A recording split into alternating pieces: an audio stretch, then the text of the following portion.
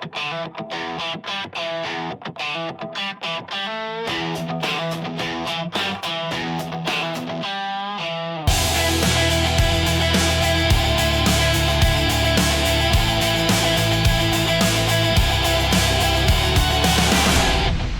to the All Access Entertainment Podcast. I am your host, Joseph Bruen. This week, a very special guest, the one, the only, Mr. David Sahadi. Thank you so much for joining us this week. It's an absolute pleasure.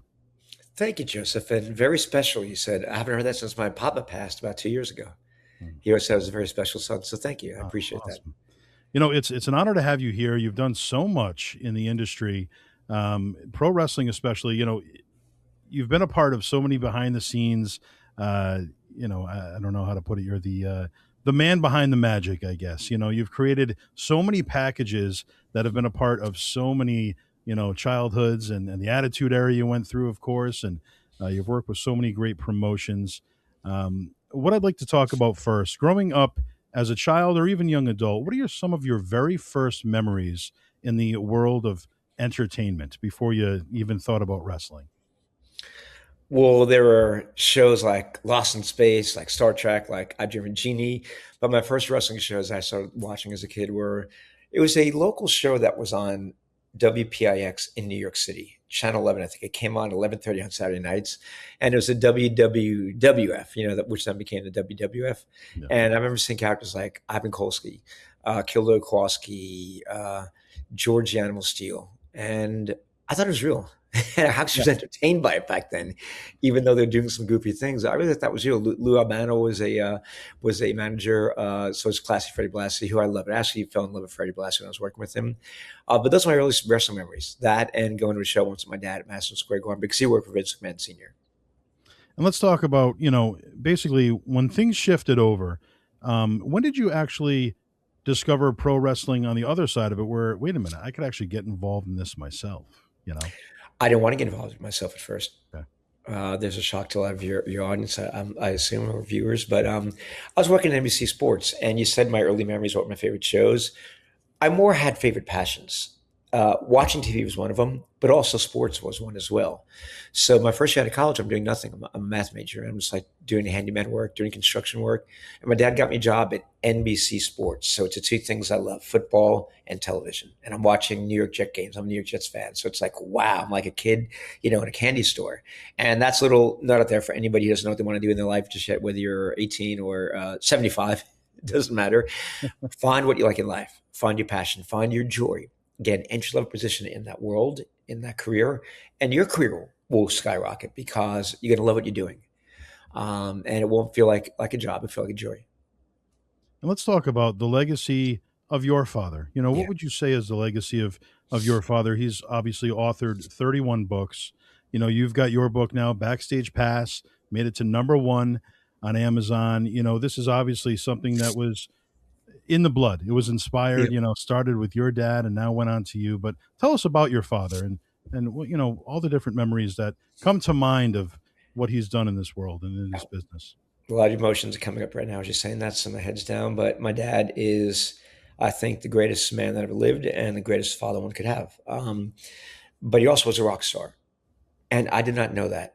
I wrote a book that I self-published called My Dad, My Dying Son, S-U-N, son, because he was the light of my life, my mentor. But like also when he was getting older, I became his father and he became kind of like my son because he lived to be 93 years old.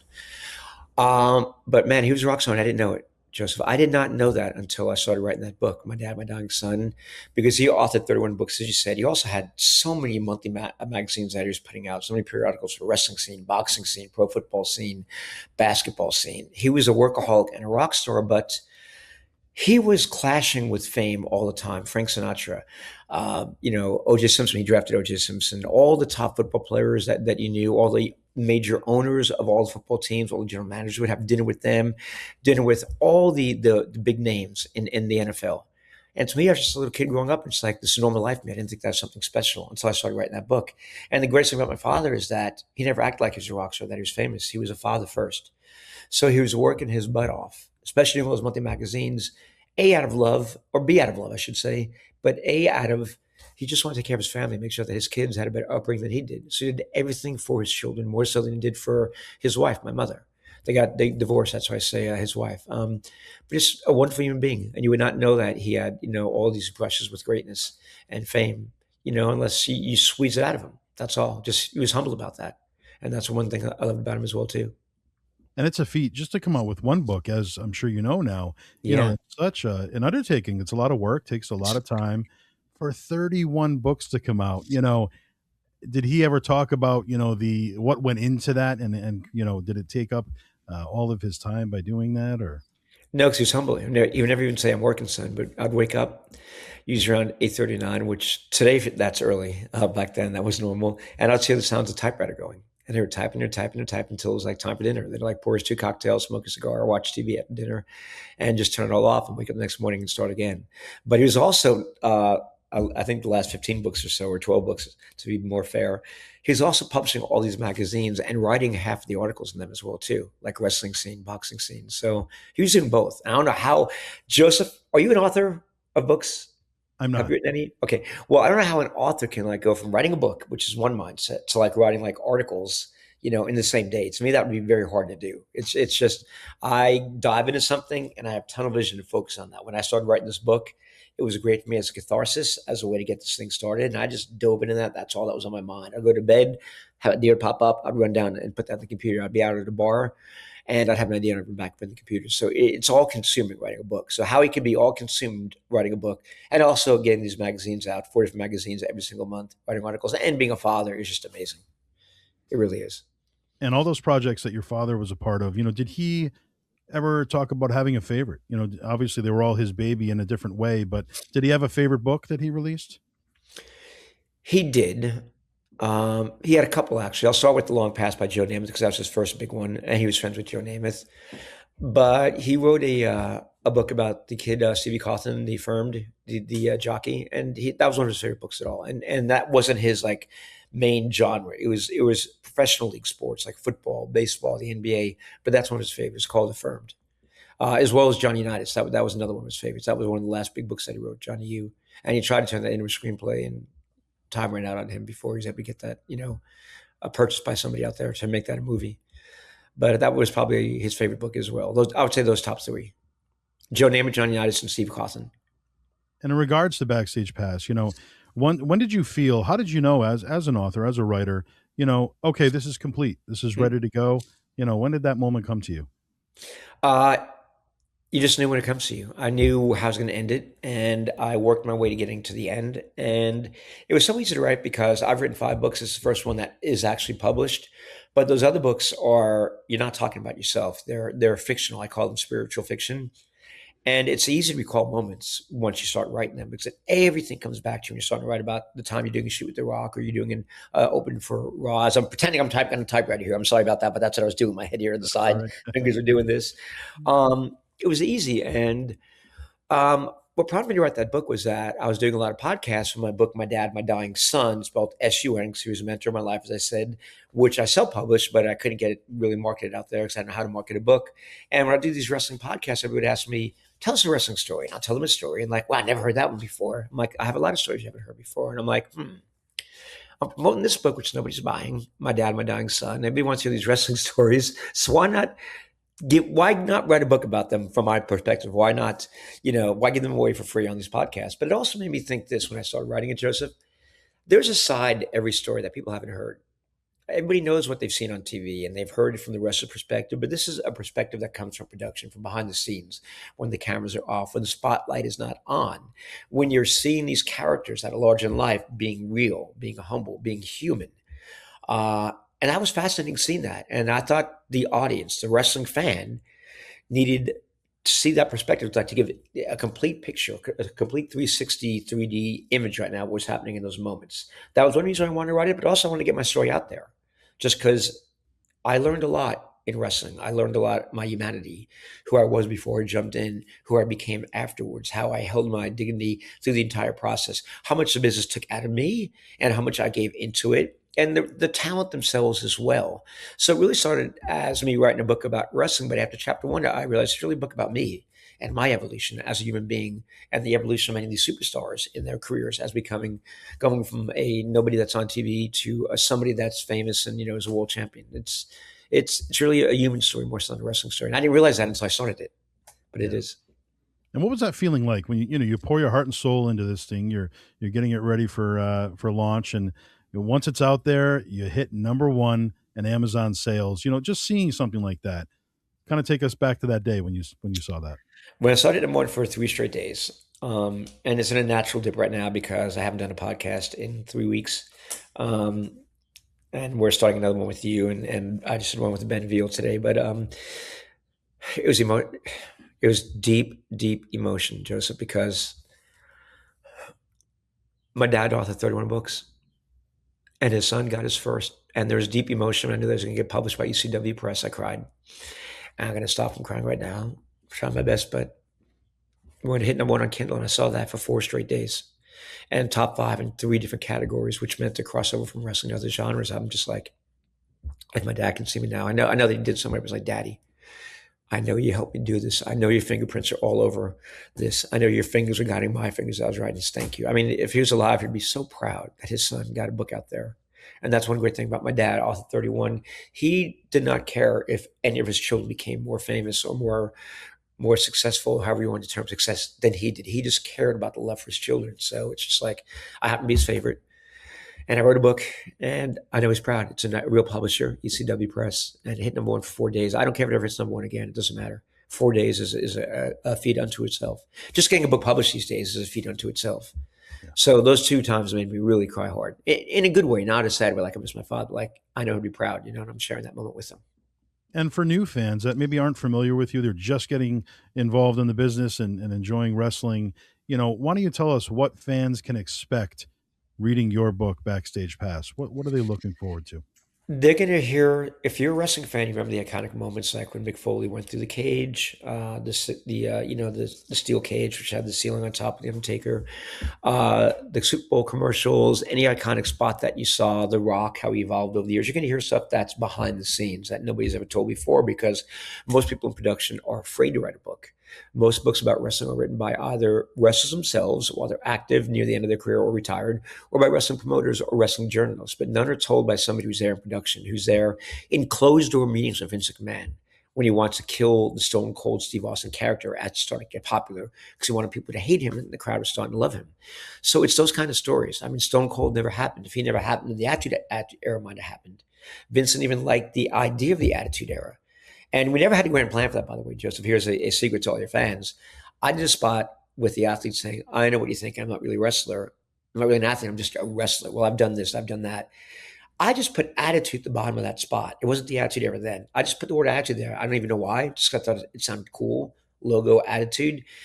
And that kind of like set up a spark in everybody. It made producers do edgier packages. It made the creative team write edgier storylines. It kind of was like dropping a match on a haystack and seeing all these dominoes just start to fall on down. So that's how the Attitude Era created. There was no grand plan to that. So those are the kind of stories that are in this book, stories that people don't know, that were behind closed doors in meetings, at bars, 2 guys having an idea and it becomes something big. Those are the kind of stories that are in Backstage Pass. Awesome. Awesome. Looking forward to that. I'm going to certainly pick up a copy myself, and I encourage all the fans. No, call Emily and have her send you one. She should, the publicist. Oh. Oh, not sorry. No, you arranged this to Tom Buchanan. I apologize, fans. Tom Buchanan's a great guy. You mentioned Tom Buchanan. That's what got my response. Yes. I'll send you a copy. Well, How about that? Okay. I appreciate You give it. me your address when we get off there. I don't want all these fans sending you stuff in your home right now. But yeah, I'll send you a copy. No, I do appreciate I that. forgot that you reached out to me because normally this person, Emily at ECW Press, is the one who's like arranging all these podcasts and stuff. So sorry about that, Joseph. No, that makes this more real, by the way, brother. Are you still friends with Tom Buchanan? Absolutely, yeah. Great guy. Tom is a fantastic guy.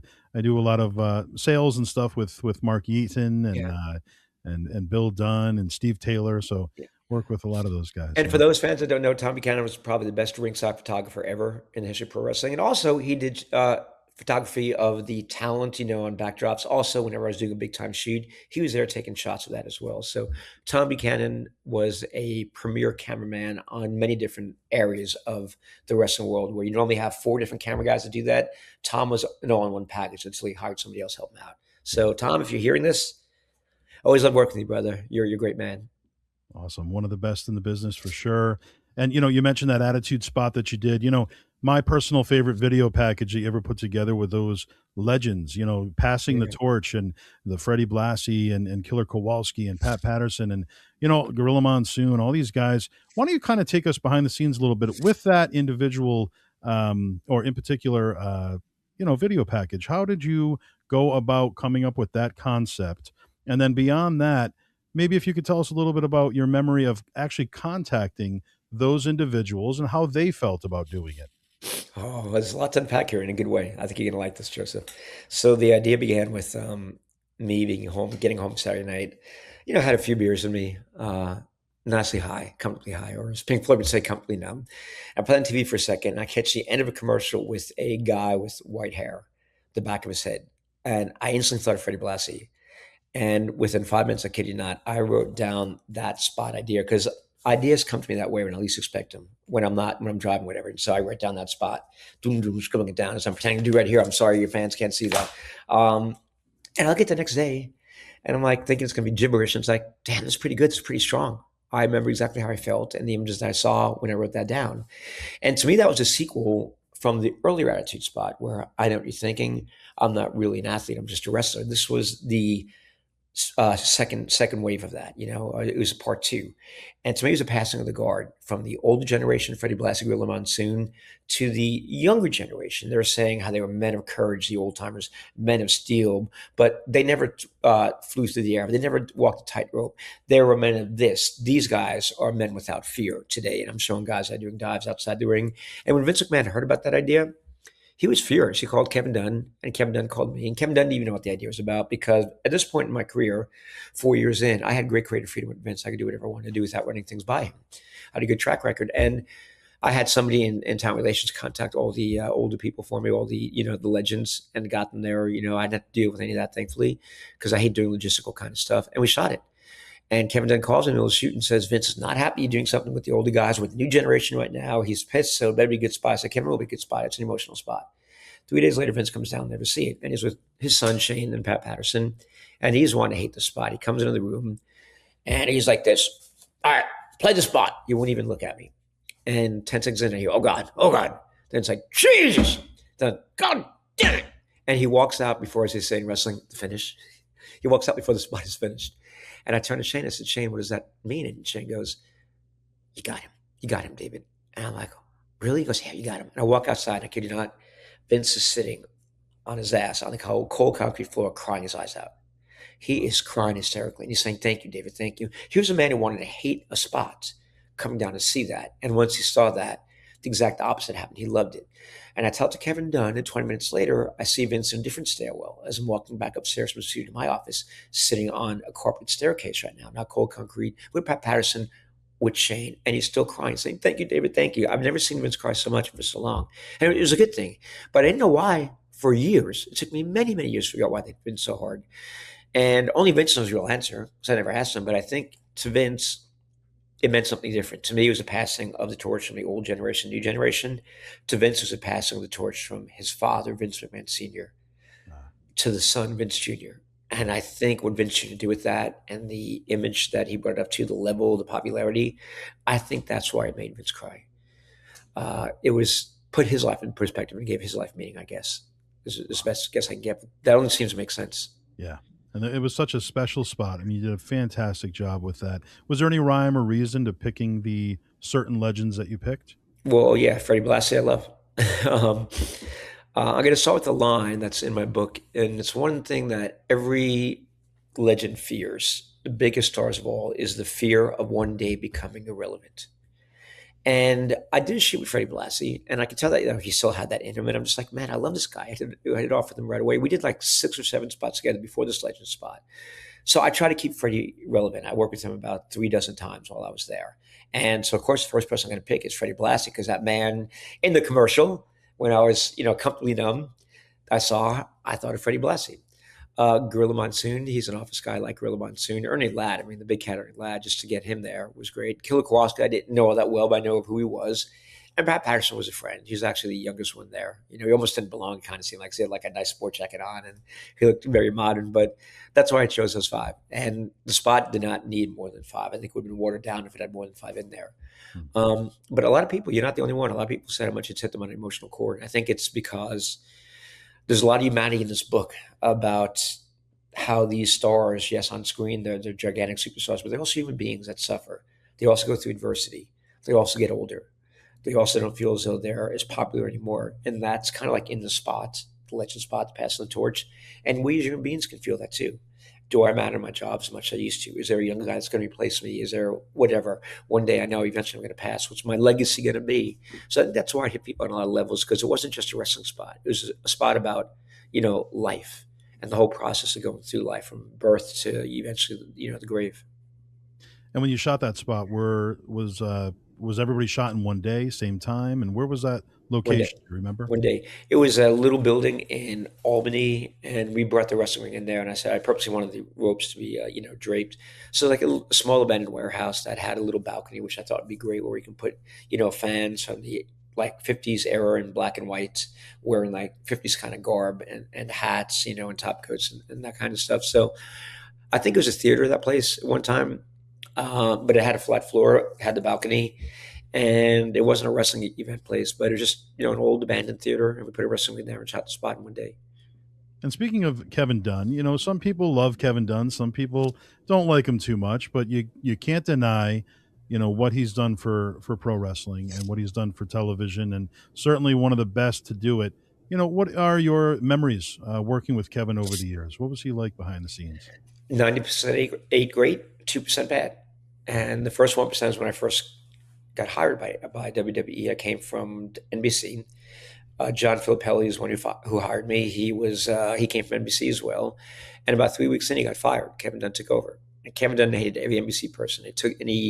He fired everybody that worked for John, and he went down the list when he called me. It sounded like a scene from The Godfather. Flip gone, so and so gone, so and so gone, and he said, if it was up to me, your NBC asked me to be fired too. Vince likes you. He wants to give you a chance. So you have the first opening of Raw to do. It's a brand new show. Good luck. And I swear they don't want me to have luck. So when they show that to Vince, I go down the edit room. Kevin says, put him on a machine. And the room is quiet. The volume is quiet. We play it.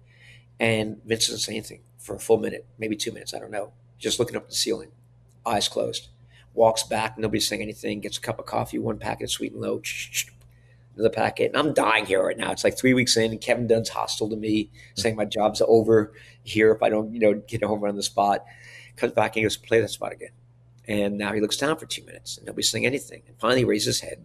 5 minutes have gone by, but to me it felt like, all right, can I get my job back? Felt like 30 minutes. He goes, well, what do y'all think? And Bruce Pritchard, his credit says, I kind of like it. It's different. Somebody said, yeah, I like that music. Oh yeah, and I love that siren at the end. And like all of a sudden we chimed in how much they liked it. He says, let's go with it. And then Kevin and I became friends over the years, pretty good friends. And Kevin was a good friend to have when you're on his side. People hate Kevin Dunn or despise Kevin Dunn, and he actually relishes that. He likes that. He likes that most people don't like him. I don't know why, but he does. And then when I left there, when I gave Kevin Dunn my notice, I just felt like he kind of screwed me because I told Kevin I had to leave for a sabbatical. I don't know how long it was going to be. He didn't think I was serious at first. We finally agreed to like 6 weeks before I'd leave. His number, not my number. I would have left that week. I would have left in 5 months. I just know I had to go sometime. And he told me not to tell anybody, not even Vince. And he didn't tell Vince until I think the week of my final day there. And that's when Vince stopped treating me, the way he used to treat me. Wouldn't even look at me whenever he passed me. Vince was angry. And I think he was angry because Kevin Dunn denied me the opportunity to tell Vince why I was leaving and that I wanted to come on back because Kevin Dunn had to protect his own ass. How could a guy like David Sahadi be leaving? What did Kevin Dunn do that made his work situation so bad? That's what Vince must have been thinking. And that's why he was like so confused and angry when he saw me because he found out the very last minute. And so that's the other 1% of Kevin Dunn that, I have something negative to say about. There's not that. It's actually the third one. When they cut my dad's license check out when I was working at TNA for just 3 months, Kevin Dunn held a meeting in his office and said, how do we get back at David? Well, he doesn't work for us anymore. Yeah, there's got to be something we can do. Yeah, let's get Vince to cut his father's Legends paycheck. And that's what they did to get back at me. They took away my father's Legends check. And Joseph, I'm sorry. This is when I get angry, but fuck them. Can I cuss on the show? Yeah, yeah, absolutely. Because fuck them dudes. Like, you fuck with your father, you're fucking with me. That's my dad. He needs that check. He's 70 something years old up there. He's not getting book deals anymore at that age because, books are not being read as much and, newer writers are coming on board. And to do that to my father, to get back at me, I mean, shame on them. Mike Johnson of PW Insider, when he read that, said, David, I never really had a problem with Kevin Dunn and John Burek, Big, as he's otherwise known as. What they did to your father was pure evil. And once that happened, Joseph, I swore I was never going to go back and work for them again. Because I only joined TNA for 3 months. It was a part-time thing. But when they did that to my father to get back at me, shame on them. Shame on them and shame on you, Kevin Dunn. So all that good time I had with Kevin Dunn is all tainted by like these three little moments that override the other, great moments that we had going out, drinking beers, being each other's weddings, all that kind of stuff. It's all tainted because of that. It's terrible. Yeah. Now, in your experience, what was the atmosphere like backstage with TNA as opposed to WWF? Were there big differences? Was it similar? No, big difference. WWE was like, hey, we're big, we're number one. And to use the old analogy, there hurts. And we're like Avis. We're not number one. We want to be a good number two. We don't have to be number one, but we're going to try harder. We're going to do things that nobody's done before. So we were more, pushed to be more creative with doing things as far as matches are concerned, even, the six-sided ring, different kinds of matches we can have, the King of the Mountain, all that kind of stuff, six sides of steel. So people were eager. And a lot of people started coming from WWE to TNA when they couldn't get a good deal up there. And like, that was bringing us like, an appeal. And we were kind of like a hybrid of like the TNA originals and a few veteran WWE superstars. And it was more of a really, really good environment until Jeff got neutered. Then it went downhill after that. When Jeff Jarrett got neutered, I mean, when Dixie found out about what was going on in his personal life and she took him away from writing the shows and having control of the creative team. And then it was just like everybody fighting for position. You had Vince Russo, who was there, who got it for 2 months. And Eric Bischoff came in with Hulk Hogan. Then Bruce Pritchard was there. And Jeff's still there. John Burek finally comes in. You have all these different people, like just trying to become the boss, all these power plays that are going on. I just wanted nothing to do with that. And that's when the locker room was at its worst. This is like around 2012 to 2017. It was just horrible. Nobody wanted to go there anymore.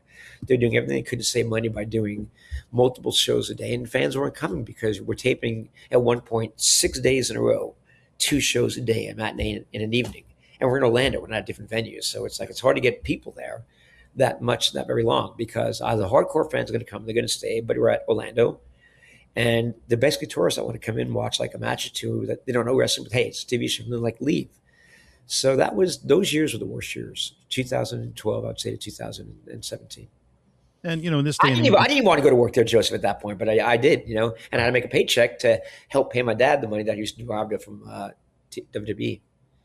and that is for a son to do that for a father, it's awesome to hear that. You know what I mean? So Yeah.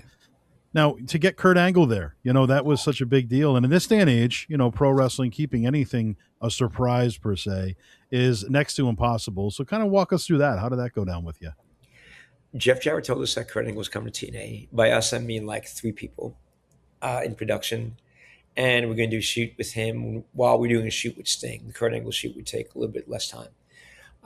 So we're in a abandoned warehouse in Nashville. 3 of us in production knew it. Sting didn't even know it. We all had to sign NDAs. For those that don't know, that's a non-disclosure agreement. It means that if this gets leaked out, you're subject to being sued for breaching a contract. But it never got out, and that surprised me. It never got out until the moment that it aired on the screen 10 days later.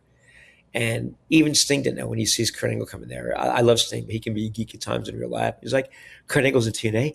Kurt Angle, everybody, he's in TNA. Kurt Angle's. He's like yelling out to the ethers, like nobody's listening. We're over there at the fire bus. He's like yelling out to like nobody's like imagining people that are there. But he was so excited. And when that thing aired, everybody was so excited. Here's a funny story. That's when I just started directing live TV shows before I was directing all these image spots. And, I was very green at the time, very, very green. I made a lot of mistakes, but I learned from those mistakes. And I remember when I aired that video, when we rolled that, we cut back to show like 10 seconds of crowd shots because you want to go off hot while the crowd's still hot. You want them to fade. And we go to black. I'm like, oh my God, that was great. The announcers didn't even know about this, Joseph. Mike Tenay and Don West. And then like 10 seconds in, with the screen being black, I assumed that we pulled the satellite connection. I'm like, you know what, Paul? Use my TD punch buttons. Putting something. I want to capture some of this great stuff because the fans are still going crazy for 2 minutes. So I have 2 minutes of fans going crazy. And Don West and Mike Tenay going, God damn it. Can you fucking believe it? Jesus Christ. Holy fucking God, dang it. I can't fucking believe it. Just like screaming because I know they're off the air. But we weren't. We were still on the satellite. So I got a phone call from Bob Carter later that night, how that happened. I was in hot water for about just a couple hours because then in the morning, it's all blown over and just like, he knew his mistake. And it was actually a good mistake that got out when you think about it. And, we had Kurt Angle. So that was the main thing. Not that, I had some guys cussing on TV when they thought they weren't on TV anymore. Now, being a part of this industry for so long and on a high level, what would you say has been your greatest challenge thus far? Turning somebody else's creative idea that I think is bad into something good. And that usually when it comes to like a wrestling match, a really bad idea, how to make this look good. Because I like to tell stories with when I'm directing. I like to tell stories and I'm creating. Sorry about that. When I'm creating a commercial, or I'm creating an opening for video, or if I'm directing a show, I always want to evoke emotion. And storytelling is involved in matches. They're telling a story, but sometimes there are no stories to tell. Especially when there's like an X division match where you have like 6 or 8 guys in the ring and they're people just doing high spots left and right, left and right, left and right. That's all you remember are high spots. And they sell for like 10 seconds. They get back up and do more high spots. It's spot fest. And then somebody gets declared the winner at the end with no reward for becoming the winner. Those are the hardest ones to direct because there's no storyline, there's no emotion. You're trying to capture all these high spots that sometimes don't always happen in sync. So it's like you're missing one because both are happening in different corners at the same time. And you're taking the camera to get this one, but you miss that one. I would say when there's no story line involved, that's a good storyline. That's a challenge. And Kurt Angle was the opposite about that because Kurt Angle was so easy to direct one of his matches and also work with him backstage. Kurt Angle is my favorite. He's one of my top 3, top 5 favorites. I'll say he's number 1 right now because Kurt Angle was so great to work with behind the scenes. Wonderful man. He works with us at REF Wrestling right now. But also his matches. I didn't know what was going on in the match because he told such a great story in the match.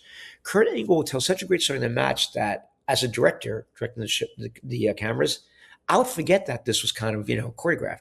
I actually would fall in the belief that this is real. I knew it wasn't, but it felt real to me. And I'm thinking, this is real. This is real.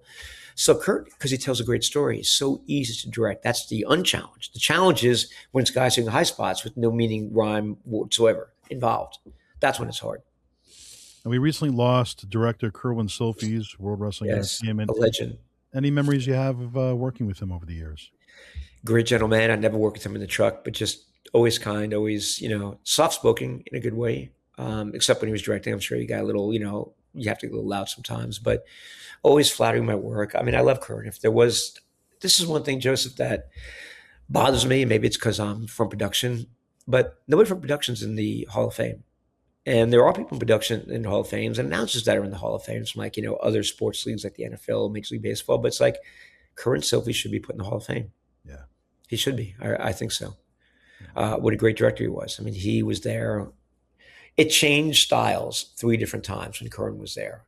From the big era with the rock and roll, rock and rap and roll, whatever they call that thing with MTV when they're doing that corporation thing there, to, WrestleMania at its height, to it falling down through the Attitude Era. I mean, he was there to the peaks and the valleys, and he changed the way he directed based on how we presented the product. So that's a hard thing to do, and that's an amazing talent to have, and Kerwin had that. When the Ultimate Warrior was inducted into the Hall of Fame, he, said that he'd like to see the Jimmy Miranda Award and recognize those behind the scenes over the years. And, Yeah. they ended up doing the Warrior Award, but there weren't too many behind the scenes people recognized. And I think that would be fantastic because a show takes, so many people, not just on screen, but behind the scenes to put together. And really, some of the most important roles are people like yourself and people behind the scenes. A show's not going to come together. A storyline's not going to come together if your video package isn't bringing us, along for the ride. So I really hope that they do. They got Tim White in there recently, which was great. Obviously, one of the cornerstones, behind the scenes. But also on TV, he's a referee, so he was a referee on TV. So I love Tim White. I had a great relationship with him, but but we do need some specific backstage people involved for sure, and I hope they really start that. Especially because Vince always said this: what we're all about is talent and TV.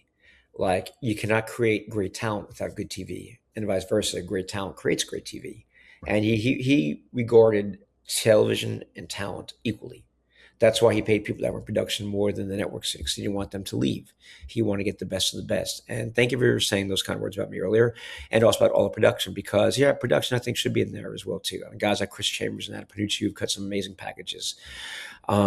people like myself who had the idea of the Attitude Era and just completely changed the way we presented wrestling, not only to the fans but to the wrestlers themselves, how we presented them and their characters. It's just a lot of people behind the scenes help build this thing and help create this thing, and they don't get any credit for it at all. We don't even get credits on air at the end of the show, and you know why that is? It's because Vince didn't want anybody to know like who's the executive producer, who's the director, who is this guy, because he didn't want the network stealing them from him because he knew he had good people Uh, there. So okay. that's the reason why every other show back then got the credit. You remember watching a football game? We want to give credit to our producer, so and so, our director Andy Klopperstein, whatever. Just they always give credits verbally and visually, and wrestling never does, and that's the reason why. That makes Yeah, sense. yeah, it does. Now, another big project that you were a part of that my personal favorite open to Monday Night Raw was 1995, the big brawl on the rooftop of the Titan Yeah. Towers.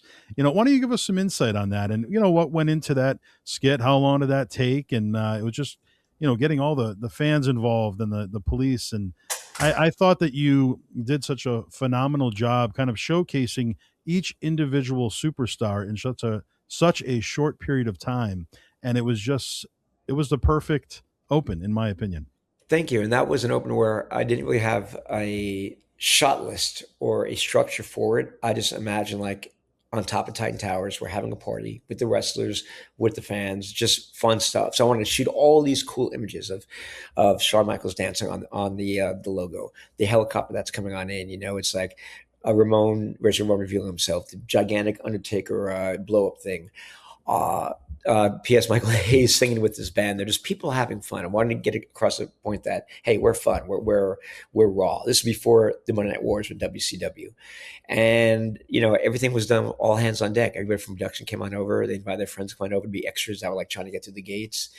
Gary Perna was a police officer who's a friend of Vince McMahon. So we got a couple of police guys to get their cars and come on over there for free and do this kind of stuff, racing up there and trying to get in there to break to shut down this party, and they couldn't shut it down. So that was the whole thing. We were being rebellious, but having fun while we're doing that. That's kind of a cool thing when you can be a rebel and also have it seem like it's a party. It's a fun thing to do being a rebel. That was the basic idea. But I had no idea of start to finish. I just said, let me just shoot all these shots and I'll figure it out in the edit room. And that's what I Wow. did. When you come up with a concept that large, I mean, it's quite the production, really. When you're getting helicopters involved and police, you're running this by Vince. What is the initial reaction when you want to put something together, including the entire locker room? Vince loved it. Okay. Just the concept of like putting a ring on top of the roof of Titan Towers, just that alone, he loved that idea. And that took a long time. I mean, you had to get cranes. It's a 4-story building, but you got 3 stories of parking lots. So it's actually like 7 or 8 stories. So to get cranes to like raise different parts of the ring to get them up there, that took longer than us for the entire day that we pre-produced and set up shots and shot the shots. Just getting everything up there took longer than actually the shoot itself. Wow. And on the flip side of your greatest challenge, what would your most rewarding moment be in pro wrestling? Making Vince cry, making my dad happy. Every time I see a star that I worked with when they were not yet famous becoming famous, it's almost like they were my children. It's like, they made it. Gosh, I have so many good memories there. Until the end when it just got sanitized. I'm trying to think. That's a good question, Joseph. That's going to take some thinking. Yeah. So just so many favorite memories there. Of course, when we became number one again, when we won the Monday Night Wars, that was a great moment. Then when we bought WCW and you had the dual shows on, on TNT and on our network, it's like seeing them side by side and Shane appearing on their show. I mean, that was a great moment too, because I didn't think about this until now, Joseph. I should put this in the book, but that dual screen that I was watching at home go back and forth. I remember that when Nitro had their first show, Vince was in the edit room doing live voiceovers. We were in a commercial break, and Vince was looking out through the window of the screen, and that's when Lex Luger appeared on Nitro Right. live, and we're taped. And Lex Luger was in that show, taped, wearing the red, white, and blue, and here he is black, black gear on. And I'm just like, damn, they're on something here. And Vince felt that too. So it's like when you compare those two images right now, that I guess that has to be it, because I saw that when Nitro debuted. I'm like, they're on to something. I kind of like this. And Vince is like, holy fucking shit, they're for real. And then the end of it, 6 or 7 years later, when it's like we have to split screen again, and now we purchased them and they're part of us. That's it. You just helped me find it. Thank you. It's a combination of those two, bookended. Yeah.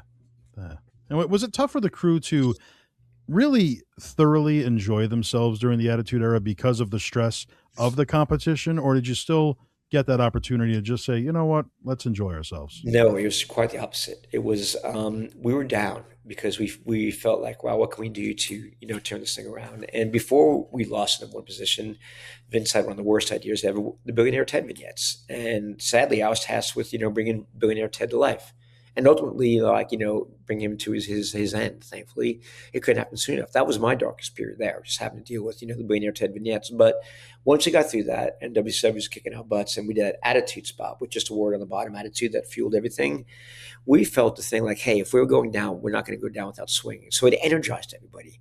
Everyone's excited. We're all pushing ourselves further than we ever did before. It didn't feel stressed out. It felt like we had a mission accomplished. Almost like we're under siege to take over the kingdom. We're going to take our kingdom back.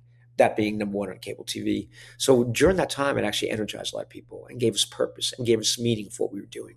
So I say that was a great thing about that. It was down when we were losing ratings. It was down when we were losing money and we went out of business. But it was happy when we were number two, but we knew we were on our way to go and be number one again. It was just like the closer we got, the harder we kept on pushing. We thought we were pushing hard enough, but every time we got there closer and closer, you can see the end goal in sight. It was like, we have no gas, but yes, we're going to find something to get us going, something to energize us. And we just took it all the way there on turbo. And Vince is obviously a fantastic businessman. He's, just nonstop around the clock. But did he ever show his side of, maybe being a little nervous when you guys were losing for 83 weeks? Yes. He did. That's when I pitched that spot. That started the attitude era. Not that spot started the attitude era, but that word that was at the end of that spot that we talked about. He came to the studios and he had five people there: myself, Kevin Dunn, Jim Johnson did our music, Chris Chambers, and Adam Panucci. And he said, guys, we're in a shitload of trouble. We're getting our asses kicked. We're not making money. We're actually losing money. If we're going to do something quick, we might be out of business. And I didn't realize at the time, Joseph, but they were taking liens out on Titan Tower, they being Vince and Linda McMahon, because they own Titan Tower. So they were taking liens out on that building just to make payroll and to pay the bills. Wow. That's how close Eric Bischoff was to putting us out of business. That close. Eric didn't even know that at the time, but they were that close. So close. And, looking back at it all now, how does it feel to be on the opposing side of Eric Bischoff and WCW, and you're losing, you finally make that comeback, but obviously there's a fierce war there, and it's genuine. And now fast forward all these years later, RAF wrestling, you're working with the enemy essentially. You're working with Eric Bischoff, real American freestyle. Kind of tell us how you got involved in Yeah. that and what it's been like working with Eric, on that level. Well, how's happy ending? It's been great working with Eric, and I'll get there. I'll go from the start. During the Attitude Era, I had two great teachers. One was Vince McMahon, the man I was working for. The other one was Eric Bischoff, the man that was kicking our asses, and he was challenging me to be more creative by doing more storytelling, more crash chaos TV. So it helped me in my work intertwine Vince's emotion, storytelling by Eric, along with Shock TV and Chaos TV. That made me a better person. And I never despised Eric Bischoff. Vince wanted everybody in NWB to hate that guy. I didn't hate him. I respected Vince. I mean, Eric. I didn't know him. I'm like, I kind of like what he's doing. I wish he wasn't kicking our ass, but you know what? That guy's got balls. He's not afraid to take risks. I like this guy. I don't know why, but I do. I'm not rooting for him, but obviously, but it's like I'm not hating the guy. And so I worked with Eric briefly at TNA, and I met him there, and I told him that story, and he's just like, I said, Eric, I was afraid to meet you because of that. He goes, no, David. That's not the real me. That's Nitro Eric that you saw on TV. That's not the real me. That's a character I played. Here is Eric Bischoff. And dude, the connection with RAF is I saw, Eric at an MLW event about a year ago, this past December, so say 15 months ago. And he calls me exactly 1 year almost to this date on the phone. Hey, David, it's Eric. How you doing? And I know that when Eric calls, it's not something that, he's not asking how the weather is. It's something that is big, and he's circling around it, and he wants to be part of it. And his next line was, can you come up with a budget for me for a show? And he pitched the idea of the show to me, and I instantly loved that show. I knew nothing about wrestling, the real wrestling, only professional wrestling, but I started studying that. And combined with Eric's vision, how he wanted to present it, I fell in love with that. And I put everything else to the back burner and took priority about that. And our budget grew and grew over time. It was many months in the making of production before our first show. But when that first show made TV, it was like, wow, we made history. A real professional wrestling league exists right now for real Olympians and NCAA stars that never had a place to go when their careers are finished after the Olympics, except for MMA if they wanted to. And now they can come here and make money and earn a living and earn visibility. But for Eric Bischoff, of all the people out there who could have called, he called me. Gosh, I mean, that was a challenge, not a stressful challenge, a challenge like, damn, I'm kind of like the chosen one. I am not going to let Eric Bischoff down. And working with Eric he's such a straight shooter. He's blunt and he's straight. He doesn't want to know how the sausage is made. Just tell him this is chicken sausage or pork sausage. We have meetings. These are our fun Zoom calls that we have once a week. It's with Eric Bischoff, myself, John Norton, our producer, and James Ontiverio, my partner and head of production. And they're fun calls. We go over the format. And Eric loves ideas. So we tell Eric an idea. And he's like, that's a great idea. I don't know how to think about that. So that's a great idea, David, or John, thank you. Let's do that. Or that's a great nuance and idea. Let's do that. Then there's an idea that he doesn't like. He's respectful. He lets you finish explaining the idea. And be like, David, I know where you're coming from, but that won't work because of A, B, and C. And you're like, oh yeah, I didn't think about that. So he's respectful that he listens to you, even though like right at the top, you might know that's a bad story or a bad idea. But he's going to at least let you explain why, because he might find something in that why, or he's just giving you the decency and the respect of letting you finish. And then he tells you why he doesn't. So no, I don't like that next. He tells you why he doesn't like it. And I think that's great to work for because you never have to guess with Eric Bischoff. He's blunt and he's honest. Blunt in a good way. I don't mean that in a bad way. It sounds negative, but blunt and direct in a very good way. And I like that. If I ramble on too much, he'll cut me off like, all right, let's cut the cheese. So what is this going to cost me? Right, exactly. Yeah, but I like that. Yeah. I do. And how important would you say that Jim Johnson's soundtrack was to the superstars of the World Wrestling Federation and some of your video packages over the years? Huge. I didn't use Jim on many of my packages. I actually used him on the big packages, I should say. Not on all the packages. I use Music Library for that. But I mean, music creates memories, creates emotion. And the first time you fell in love, you probably had a song, Joseph, that you knew that song and you hear it and it brings you back to that time. But when you hear the glass break on Stone Cold Steve Austin's theme or the bong, The Undertaker, you know exactly who that is. That sets off an emotion in you. So it defines the character when it's a good piece of music. And of course, Jim's not always going to have a number one hit because nobody does. Even the greatest rock and roll bands have had rock and roll stars. I had number one hits, or even the greatest pop stars have had, constant number one hits every song. So Jim Camp, like he had a lot of top number ones that defined a lot of characters and that helped them shape who they were and how they approached their entrance to the ring. So Jim was very integral in that. Music is a very powerful tool in creation and in production. And I'd love to hear your memories from one of your other great productions with the open to Raw is War. You had the ring set up, the explosions going off, all the big stars there fighting in the ring, Austin walking right through the fire. Kind of take us back to those moments. Okay, that was after the Raw on the Roof thing. And it's funny because you love the Raw on the Roof as your favorite opening, and so does almost anybody else who asks me. It's always their favorite opening, the Raw on the Roof. Tell me that. The War is Raw. That's in the warehouse where everything's burning is my favorite one because it's just like we're at war right now with WCW. It's like, gloves are off. Let's go, man. Let's slug it out. So those images, I like blowing things up, first of all. So you have like Stone Cold walking through pyro and he's unflinched. Like it doesn't even intimidate him. You have visions on the wall, like, projections of war. We have fires going on and barrels over there, fires and wood piles over there. And it comes time to light the ring ropes. And it's a funny story because we have a fire marshal there and it's New York City. So they're union and they can be tough or they can be easy. And I thought this guy was easy until it came time to light the ropes on fire. He goes, oh, you can't do that. I'm like, why? It's central. This nothing makes sense unless we have the ropes on fire. He goes, well, it's a fire hazard. I said, a fire hazard. We're blowing things up over there. We're doing stuff over here. Here are ring ropes, and right down there is concrete. I mean, what's a fire hazard? He goes, it's a fire hazard. Trust me, I'm a fire marshal. I know. And my producer friend comes over. All he wanted was what's coming up. He goes, hey, I take a break for a cup of coffee, and he pulls out $200 bills. He goes, yeah, I get a little tired. And he pulls out a couple more of my producer and gets the 500. He goes, here you go. Why don't you have a nice coffee break? And the fire marshal's like, yeah, would you mind if I take an hour or two to have a coffee break? Would you mind if I take that long? I'm like, no, not at all. So that was his way of giving us the wink, wink, do what you're going to do. I'm not there, so I can't get in trouble. Right. And, we just wanted to pay off. That's all he wanted. And he knew that was the most important thing I needed without the ropes burning on fire. And the rest were inside that. That put them inside the battle. The battle was around them before them, and now they're inside the battle. They're inside the war zone. Without that, it wouldn't have been as effective. But yeah, I think the fire marshal kind of sensed that because that's when he had the one and only issue with. Wow. Not blowing everything up, just putting ring ropes on fire. Sure. He came back and they're all charred, they're all black. It's like, oh. He's like, "You guys, you're all about done here, aren't you? Thanks for listening and not taking my advice and not burning up those ropes." As he's looking at burn ropes. Right. And you're working so closely with these stars. What was it like working with Steve Austin, Bret Hart, one on one directly like that? It was great working with most of the stars because they knew that what we were doing, not just myself. I mean, it was mostly me, especially in the beginning, but they knew that we were doing something different. They're doing something that would define their character, some images that would last forever. And so they were easy to work with. They knew there was something different. It wasn't something that was done in a wrestling ring. It was something that was done in a different kind of environment. Right. And it was good exposure for them, especially to the mainstream audience when we did commercials that aired outside of WWE. So they were all a joy to work with, even The Rock until the very end. Then he was a fucking douchebag, but he was great to work with until the end. Hollywood got to his head. That was actually my next question was working with Wayne, what was it like working with him over the years? I know that changed Great, for you. great until he went to Hollywood. Yeah. Great kid.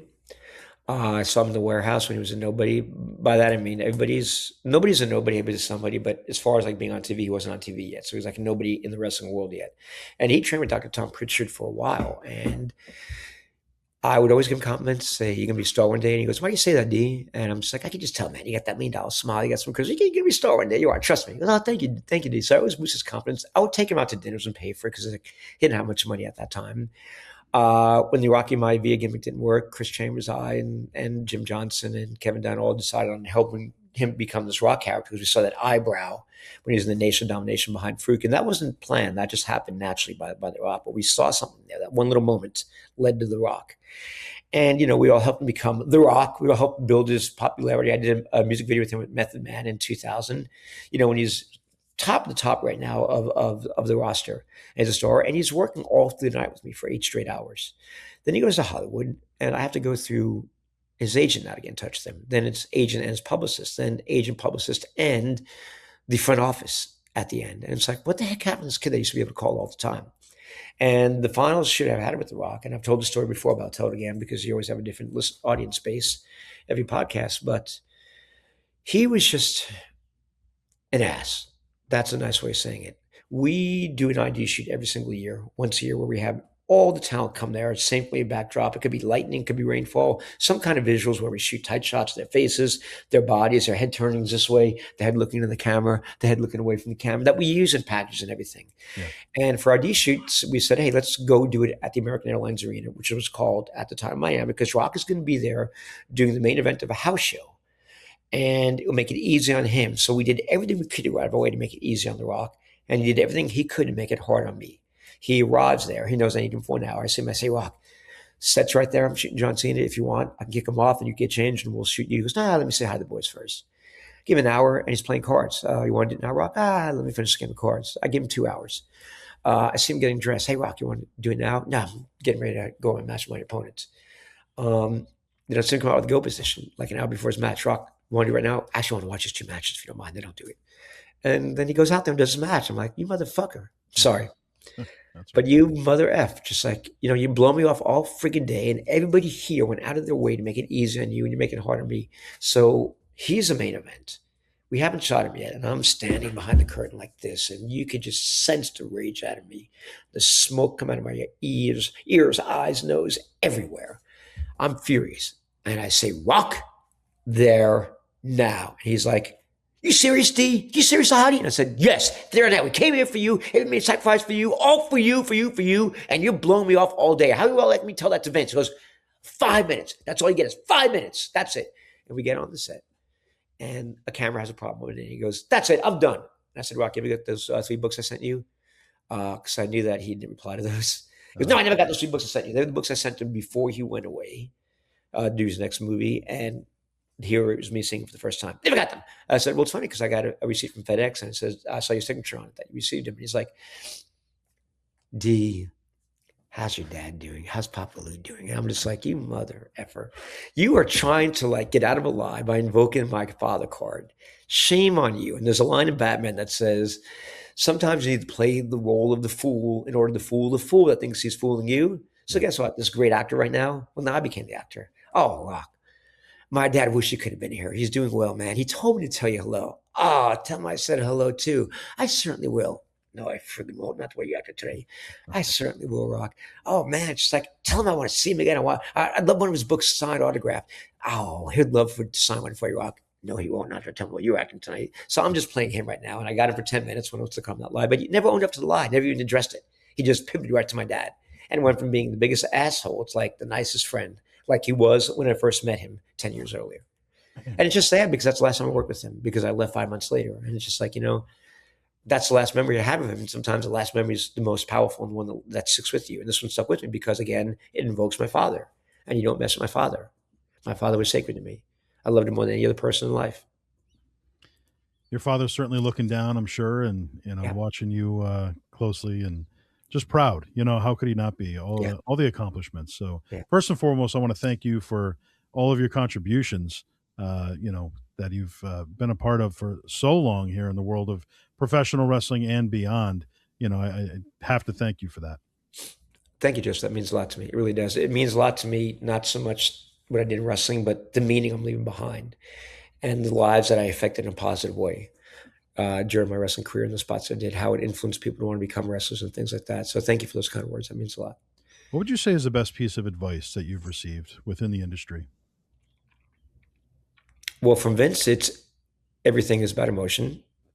So if you're going to do something with passion, care about it. But in life, it's me when I got my job at NBC Sports because I graduated college not knowing what to do. And I think I told you this earlier, but it's like my two passions were television and sports. And I get a job where I'm watching sports on television, getting paid for it. It's like, that's my hobby. Yeah. So you'll ascend really fast if you get yourself in a position with a company where you're entry level, but you love that what that company represents, what it does. Get a job in that profession and you'll skyrocket. Because I tell people all the time, hey, what do you want to do when you're 25 or 26? I say, like young servers, oh, I don't know yet. I said, I know what you should do. Really, how do you know? I said, well, what brings you joy? What makes you happy? I like hiking. I like doing this thing outdoors. I said, well, get an entry level job at LL Bean or some kind of like outdoor store here in this country because you're going to love doing that. And you know a lot about that. And it won't feel like a job. And your boss will notice that you're passionate about things, you're knowledgeable about things. And that's how you get elevated faster. So that's my biggest thing. Just listen to your heart, find out what brings you happiness and joy, and just pursue that. And that's where you'll find your treasure at the end. And it might be impossible for you, but if you had to pick three of your top video packages that you've put together throughout your career, what would those three packages be?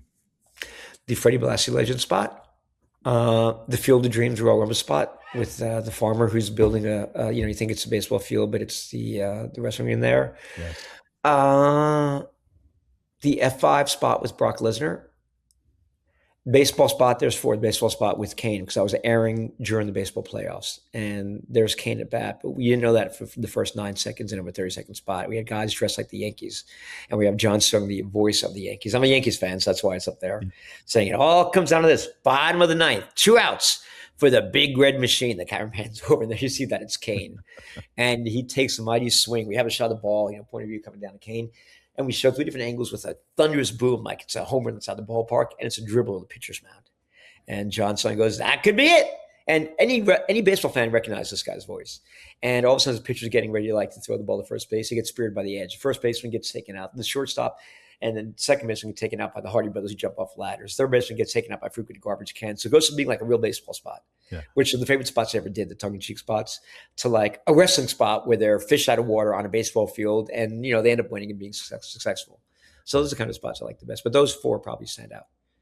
And is there a number one moment that you can kind of pick out your career as a whole, whether it be behind the scenes, anywhere within the industry? Yeah. Good question. I've never been asked this before. And it's not an answer you're going to expect. But when I decided to leave NBC and go to WWE, because I didn't want to, I was willing to stay there for half what they were offering me. But Dick Ebersol was not in town. Dick Ebersol was the president of NBC Sports at the time. He just finished the Olympics, and they dragged me along for 6 weeks. And I got a call that said, you know what? This is from John Filippelli, WWE. We need to make a decision right now because we've given you 6 weeks. And if you're not going to take it, it's like, should I get off the pod? I said, let me talk to Ken Shanzer. He was the second in command while Dick was gone. And I said, I'll speak with him today and I'll find out tomorrow. So I talked to Dick and he said, yeah, let's meet tomorrow morning. And meet the next morning. And he's like, well, you know what? I thought about you. You deserve a raise. You're the lowest person ever paid in this business. You're so creative, whatever. But I'm not going to give it to you because your reason for staying here should be the love of the peacock. And I'm like, well, you know what? I'm leaving then. I just felt disgusting because I would have stayed for half that. And he was offering me nothing. So why I said that's the best one of my career is because, I was crying. I didn't want to leave. But by leaving, it led to me becoming a more creative person. I couldn't be creative as I was at WE being at NBC. And that's why, because leaving a place that I didn't want to shut the door on and opening up another door that I was afraid of going into actually ended up being the greatest moment because it shaped who I was. It helped unleash my creativity. Working with Vince McMahon gave me the wings I needed to fly. So that would be the moment I would say, yeah. Great question, though. I never thought about that. I was never asked about that. Oh, thank you. And obviously, And the everything that happened after that, by the way, Joseph, all the good things that happened after me leaving there, just, yeah. the recognition and building something, building WWE back up again. When we get our ass kicked, building up TNA, now building Real American Freestyle. I'm a builder, and just it led to everything else that followed my life led to that decision to leave NBC Sports. When any person in the right mind would say, "No, stay. It's NBC Sports." So I would say that was it. And you've seen the industry change firsthand. It's obviously Yeah. evolved over the years. If there was maybe, with all the things that you've accomplished, behind the scenes, is there certain people that made you feel the most comfortable, even when you first maybe started with the job, going way, way back? Who made you feel at home? Were there people that were there that you could count on that just made it easy to come to work, or was it always just kind of, you're in your zone and everybody's kind of doing their own thing? It was easy to come to work. Vince made it easy to come to work, and I worked for him because he was, "Hey, boy, how you doing, pal?" Because I became his golden boy. I could do no wrong. Jeff Jarrett, his enthusiasm, and getting me to go to TNA made it fun to work. Eric Bischoff calling me to do RAF, and like, if he needs a package a night, I'm going to jump into that and cut him a package a night, like with passion. So I love doing this kind of stuff. So anybody I work with brings me joy. I got to say, I've had three great bosses in my life. Vince McMahon, Jeff Jarrett, Scott D'Amore also. I got to throw Scott D'Amore in there as well too. He's a great guy. I mean, Scott D'Amore, of all of them, he's the one that would ask you to run through a wall, and you'd run through a wall for him, and then ask him why later. Whereas other bosses, it's like they ask you to run through a wall, and you might say, "Oh, why do you want me to run through that wall?" Scott's not like that. So I put Scott there too. The bosses and the everyday people that you're working with also, that are helping. Those are the reasons that made going to work fun. Having good bosses and having good coworkers around you. And what advice do you have for somebody who's just looking to get into the business now? Don't. It's ruthless. It's backstabbing. Somehow I survived 25 years in it. But no, if you want to become a wrestler, it's come to RAF if you have the right background, because it's just from how many wrestlers that that are over 40 that don't need knee surgeries or back surgeries. It's a shame, the business. And I'm not discouraging anybody not to do that. I'm just saying it wouldn't be my first choice, because if you're a wrestler, the wear and tear on your body is going to catch up to you at an earlier age than it normally would.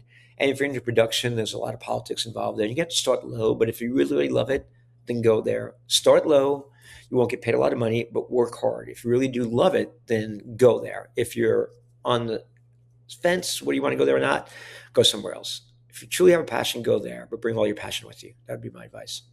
And two more questions for you, real quick. Sure. So, looking at a Mount Rushmore, chiming in your inner fan, what would your Mount Rushmore of pro wrestling, any era, be? And then on the other side of that, Mount Rushmore of behind the scenes personalities over the years. Okay, I'm going to go with the wrestlers first. And it's not like what they meant. Like, I'm not put Hulk Hogan on there because he belongs to be on there, but I didn't have a personal relationship with him. So I'm going to put high end Hall of Fame stars that I had a good relationship with. Sure. So one would be The Rock, despite the end, Stone Cold Steve Austin. My number one guy is Kurt Angle. I love Jeff Hardy. I put him up there. And gosh, there's so many. It's like the era where 10 people can fit that fifth spot. Sure. Undertaker, the coolest guy to work with. I'll put him up there. That's my Mount Rushmore. Awesome. As far as production, I can't put myself up there. Well, you can. Well, I will, only because when I came to WWE, it was WWF at the time. I started bringing change there in production. People like, I just found Black White, and they'd be like, "You can't do that." I'm like, "Why? We've never done that before." I said, "I know." And look at our rankings; we're going down. Doing overlap voices, you can't do that. Why? We've never done that before. I know. And look where our ratings are. And then doing all the outside the box that nobody did. That unleashed a bunch of people to start going outside the box. I was the first one there. So, all right, put me there as an aside, or I'll let you put me there. The other four I'd put on there in production are Kevin Dunn. Despite the negativity, it doesn't matter. We're talking about skill set. Kevin Dunn, Keith Mitchell, Eric Bischoff, and Chris Chambers / Adam Panucci, producers. Yeah. That'd be them. Awesome. All right, so last question here. Before we get to the last question, I should say, Where can fans follow you? Then kind of walk us through the book very briefly again, what they can expect. Sure. The book is a very great moment you remember in wrestling, from the Monday Night Wars, the Attitude Era, up until recent years. There's stories in this book that because you've seen them on television or heard people talk about them, but I present a side of it behind the scenes that nobody has brought before, from production person who's seen these athletes and these decision makers when the cameras are off, how they act. It's almost just a book about humanity, not only mine, how I evolved in the process, but like seeing how wrestlers handle fame or how they handle it poorly, like The Rock did. Seeing how wrestlers that don't get it, how they handle it. Just like about overcoming adversity. That's one thing that we all have in our lives. Adversity pops up every now and then when we least expect it. And sometimes it's really bad, sometimes it's minor. But all that's in this book. You don't have to be a wrestling fan to enjoy this book because you relate to what people are going through. I talk about emotion in this book, not high spots and like great matches or anything like that. I don't even talk about matches in this book except briefly in a line like this led up to that. It's about the human element of who these superstars are when the lights are turned off. And it's also about a line that I like that just happened to come to being. It's like, I gave legends immortality and they gave my life meaning, which is more important than immortality. I gave legends immortality and gave my life meaning. And that's what this book did for me. And again, fans, Backstage Pass, make sure to pick it up.